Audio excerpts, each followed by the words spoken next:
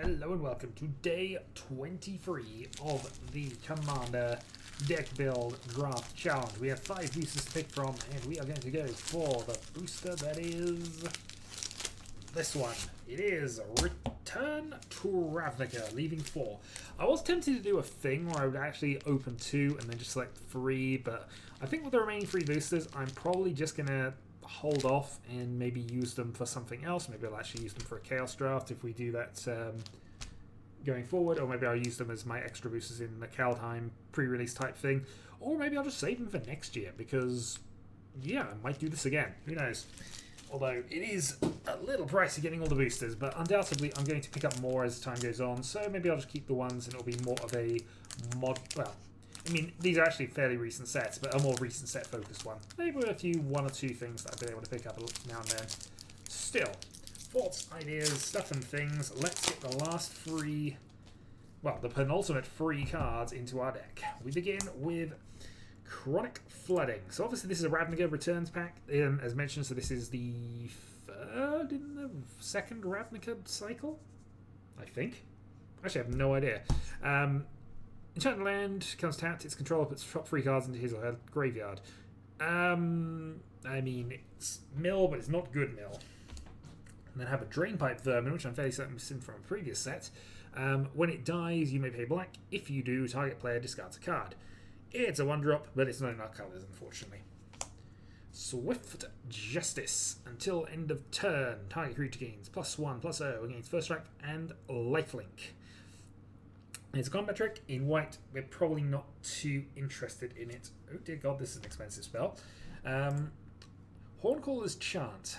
Put a 4/4 green rhino creature token with trample onto the battlefield, then populate. So populate is an effect that allows you to copy a token that is already on the battlefield, a creature token specifically, that is already on the battlefield. So you get 2 4/4 rhinos for the low cost of 8, as opposed to the low cost of, I think, suspend 4 with 1 cost.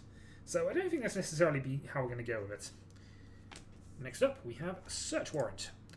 Target player reveals his hand, you gain life equal to the number of cards in that player's hand. But it doesn't actually discard, and all it does is just gives you information and a bit of life. So that is a hard pass, I think, from me. Centaur Healer. This is just a free for free that gains you free life. Again, life gain is a weird thing. You can build decks around it, but normally you want to have something else going on. If all you're doing with life gain is stalling, you're not actually progressing the game, you're not actually getting closer to a win. So, just that very slightly.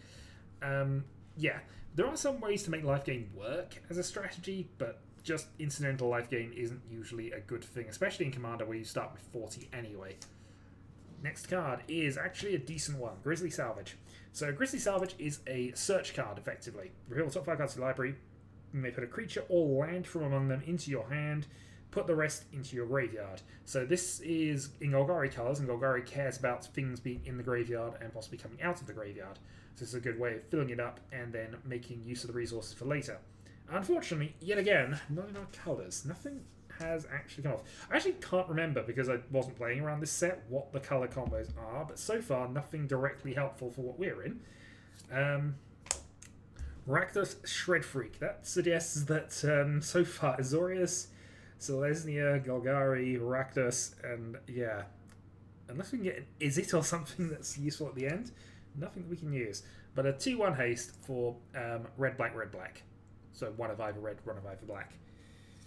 We then go for a Grim Rustabout, which is unleashed, so it can come in with +1/+1 counter but can't block, and has regenerate. I actually like the unleash mechanic generally as a thing, but it's not that helpful for what we're doing right now.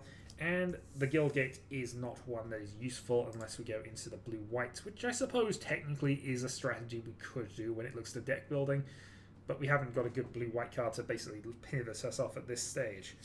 What could it be? It's a creature we could actually run. It is, however, not a good one, necessarily. Archweaver. So, reach trample 5/5 for 7, and this is an anti-Archangel, which I think we've had the anti-Serra Angel in here as well, so I think we did to give us both the anti-5/5 Vigilance Angel things. Doesn't have Vigilance, actually. Vigilance Reach would be the one... So maybe... No, trample instead of Vigilance. So maybe not entirely what I'm thinking. Second uncommon is a Hellhole Flailer, which is a Rakdos card. It doesn't want to recognize. There we go. With Unleash, making it a potential 4/3. Sacrifice it, deal damage equal to its power to target player. So, I mean, it's in Rakdos theme. It sacrifices itself to do things. Not especially helpful for what we're up to, I think. Vidigazi Guildmage. So put a 3/3 green Centaur token, creature token onto the battlefield, and then populate, which, again, slows down making lots of tokens, then making duplicates of those tokens makes sense for what it's doing. We then have Forest and a token, and our rare is the Wild Beastmaster. Whenever Wild Beastmaster attacks, each other creature you control gets +X/+X until I understand where X is the Wild Beastmaster's power. I mean, if this was the starting pack of the set, I wouldn't be too bad with it, because we'd have a couple of options here. We could potentially set up some Golgari graveyard shenanigans. But oh boy, is this not a good set for what our current build is. We've got no red cards whatsoever. I think we're taking the Wild Beastmaster, though it's unlikely we're going to play it.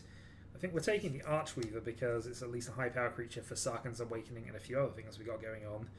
And then what do we take out of the rest of it? Because this is a terrible card. 8 mana for 2 4/4s, and we don't have a lot of ways. We don't have a lot of creature tokens that we can take benefit of.